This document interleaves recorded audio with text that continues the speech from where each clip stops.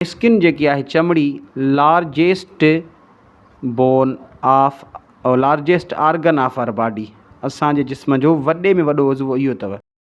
छाजे करे त सॼे जिस्म ते स्किन चढ़ियल आहे। वॾे में वॾो MCQ था, वॾे में वॾो उज़वो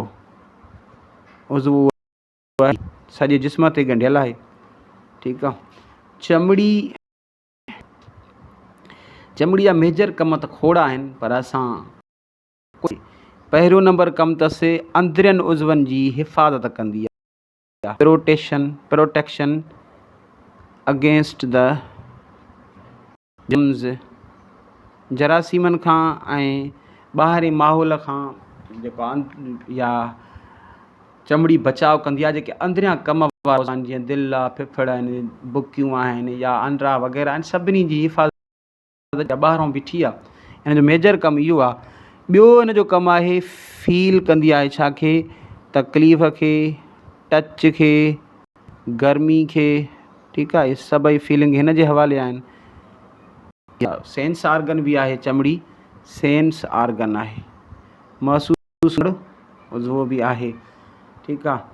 ऐं उन खां पोइ चमड़ी जा लेयर्स टे अथव। इंसान जी चमड़ी जा लेयर्स यानी तह टे आहिनि। हिकिड़ो आहे ॿाहिरियों तह एपिडर्मिस, जी हमेशह जॾहिं बि लफ़्ज़ अचे न इपी माना ॿाहिरि, आउटसाइड। ठीकु आहे।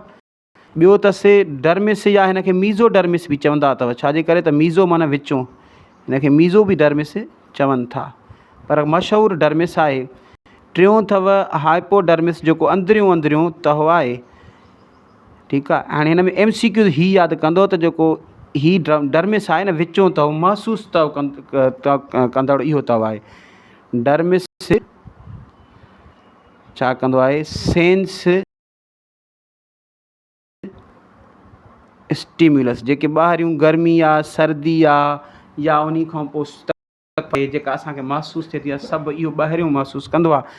ऐं आउटर जेको मोवल सेलनि जो ठहियलु हूंदो अथव, एपिडर्मिस मोवल सेल, जेको ॿाहिरियों तव आहे, मेड ऑफ डेड सेल। इहे बि MCQs अथव।